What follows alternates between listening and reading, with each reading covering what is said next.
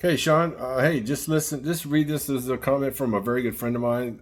Paul and I have known each other since we were like in seventh grade. We used to play marbles together. He used to beat me at marbles all the time. Good guy, and he knows. It's most of my friends that see the videos. They usually give me encouragement or whatever, and Paul's no different. So Paul left me this advice, and I just wanted to put it in the video. So just read it real fast, and then you see my response to him and then a more clarification on the video. Okay, Sean, I miss you, man. All right, take care, everybody. I love you. Happy birthday. Okay. Sorry, I know. I'm sorry. I'm sorry these videos are not all joyous and whatever. But Sean, happy birthday. You're 25, man. You're in the prime of your life, buddy. I love you, son. Hey, you don't have to take my advice if you don't want to, but I think you'll connect better with Sean if you just talk about you and not so much finger pointing at how bad his mom is. He put her, but he meant his. Don't ever mention her because no matter what, it's still his mom and took care of him since he was young. Just talk about you, what you're doing now, and how much you love him. That's it. Make it about him and not about how you were falsely accused or whatnot. Just speak from the heart and don't have any expectations. Eventually, he'll know the truth. So that's what he said. What's up, man? Yeah, you know what? You're not wrong. You're not wrong at all. Uh, and it's just don't. I tried doing that. I tried doing that for. That's what all the other videos are for, anyway. By the way, when I make those videos of just like birthdays and stuff, just what I'm doing here. Because hopefully he sees all that too. But no, I tried doing that in the very beginning. I tried going to seeing him, and his mom runs interference for him, so he's not. So I understand why you're saying that, but the part you're missing about, and listen, bro, I'm telling you the absolute truth. I'm not. I'm telling you right now, bro. If the last time I saw Sean was in 2004, no 2005. His mom literally, I'm not joking, bro. Just hear me out. My wife literally put a knife to my son's neck and threatening me. He didn't see it, but she put this. It was a long steak knife. It was a long one of those barbecue stainless steel knives that were like it was like this long. She put it down in front of him. He didn't see it. He was looking at me. She was holding him hostage, and I had already had my spousal abuse, so I was on probation, and I was living in the house. So I had to back up, and I was trying to call the police, and she ended up. I still have the phone. She ended up hitting the phone out of my hand and broke the phone, so I couldn't call 911. And then I turned around. I was trying to get Sean out of there, and try to use the house phone to call the police. And she tried to stab me. I missed being stabbed by this much. Twice, my wife has tried to murder me. She ran me over with a car, which was a hit and run, and Sean was in the car. Then he didn't, he doesn't know he's in the backseat. He was like 4 at the time. He had no idea. He didn't even know I got hit. My foot was broken. So she tried to stab me with a knife. So I'm past the point of just saying, Sean, it's your dad, because he's with somebody who attempted to. So imagine if your wife tried to kill you, literally. I know that sounds so far fetched, but just try to imagine, okay? Just try to put yourself in this. Let's say your wife went psycho. So then your kids had to go, and then through a serious injustice, somehow they came in and said you were the bad guy, and then you were trying to call your kids. Let's say, I know you can't imagine never seeing your kids, but imagine you never got to see your kids, and then you just say, kids, I just love you, I just love you, I love you. I've tried all that. It doesn't work. Nothing's gonna work. So because I know it's not gonna work, I'm just gonna tell the truth. I don't even say everything on YouTube because it's so far fetched. People probably won't even believe me. They'll think, "Well, what are you doing?" Because otherwise, I just get comments like, "Oh, well, you just need to pick women better," and blah blah blah. Listen, there's no way you can even know. Me and my wife had a good relationship for many years, but it was just the fact that I just was a puss, and because the American, so your wife's not really American, so you really don't have a point of reference to understand, and you haven't been dating other women. Listen, it's crazy. You're lucky. You're very. It's very good. I envy you so much because you had a good. I know your wife's not perfect. I'm not saying your wife's perfect. I know nobody's perfect, But you guys have been together for a lot of years. You guys raised kids. Your kids are good. So I know you think I'm crazy for saying this, but there's a lot of men that go through this, and it's sad. But I think it's listen. I try to put myself in Sean's shoes because I was Sean. My mom admitted to me that she did all this foul shit to my dad, accused my dad of molesting my sister. She told me now it's not true. My mom did that back in the 70s, and so my dad got mad, came and kidnapped us, and kept us for 6 months. That's how I ended up in the neighborhood where you met me. My mom had fucking dogged out my dad, married another man, had my brother. My mom's got 4 kids and 3 different baby daddies. And my mom is a fucking cunt. But my mom, see, I'm the outcast. So once my mom told me that, and I realized, I was like, oh shit, I don't hate my mom. Listen, I love my mom. Sean's never gonna like not love his mom. And if you watch the whole video, you see I'm just trying to tell him, hey bro, don't go into life like thinking that the justice system is fair. Don't go in. You have to realize that women have this kind of power. Your wife, I mean, if you think about it, bro, your wife, I guarantee, I know you will say, you say this is not true. Your wife can put you out in less than 2 hours. Your wife can have you out of your house, and all she got to do is say is you hit her, you threaten the kids, your butt will be on the streets.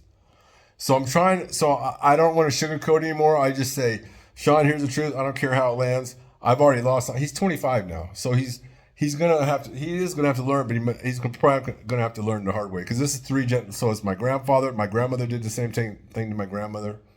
My mother did the same thing to me. It's the underlying cause is feminism.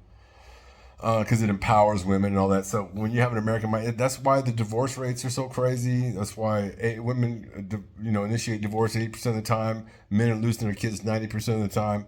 If you ever went through a divorce and if you had a bad woman, you're lucky that you got a traditional type woman, and because you're a personality type, I know that you probably get along with your wife great. You guys, I'm outside looking in, and I know it's not perfect, but. Yeah, so I think it's not going to work either way. So I just say fuck it. I just tell him the truth. And just eventually he's going to have to know. So that's why I do that. That's why I do it that way. There's really is no formula. There's no right way to do it. And if you listen to the video, I do tell him, so hey Sean, I just want the best for you. I love you and whatever. I'm just going to make a family over here. So I'm still trying. So now, so that's what I'm doing. Yeah, I know. There's no right formula to do it. So I'm just gotta just do it the way I feel it's gotta be done.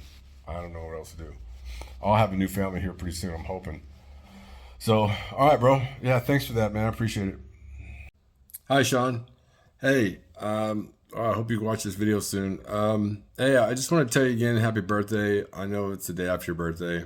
I got a friend of mine saw the video and he says, hey, why don't you just try telling your son that you love him and that you care about him and don't finger point that his mom's a bad person or whatever.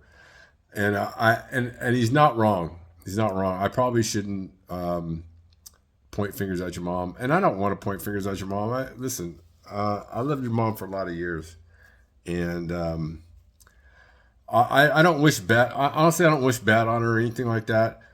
It's just I know that I've tried just telling you, like when I tried to come over to your house on Father's Day a couple of years ago.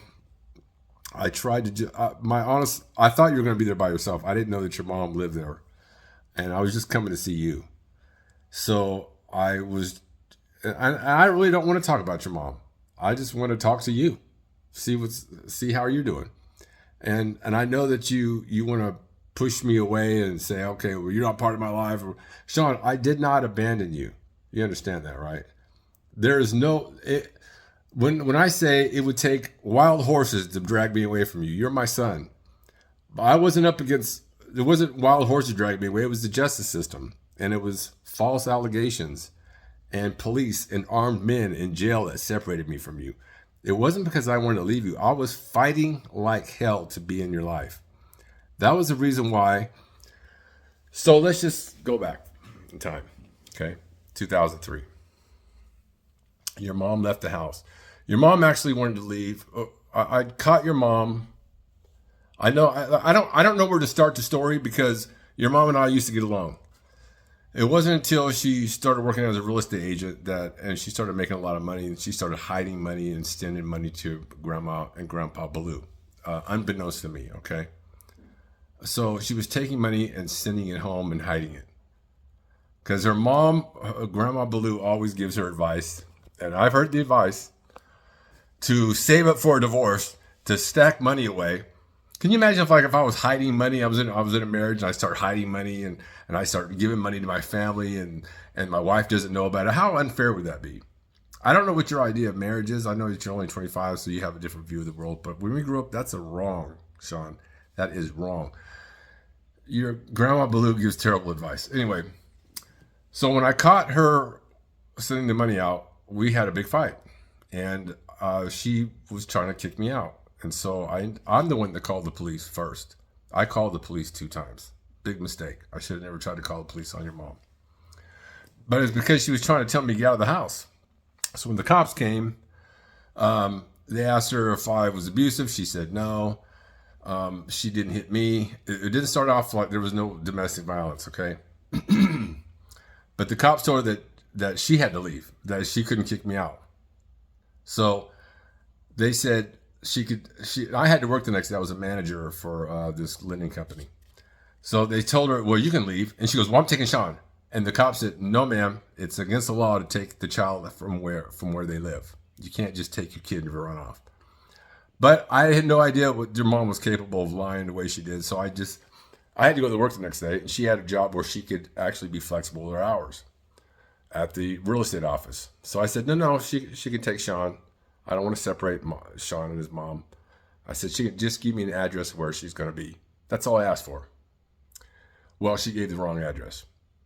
So she went and hid with you at Debbie's house. If you don't know who Debbie is, Debbie works at the real estate agency that your mom works at, or if she still works there.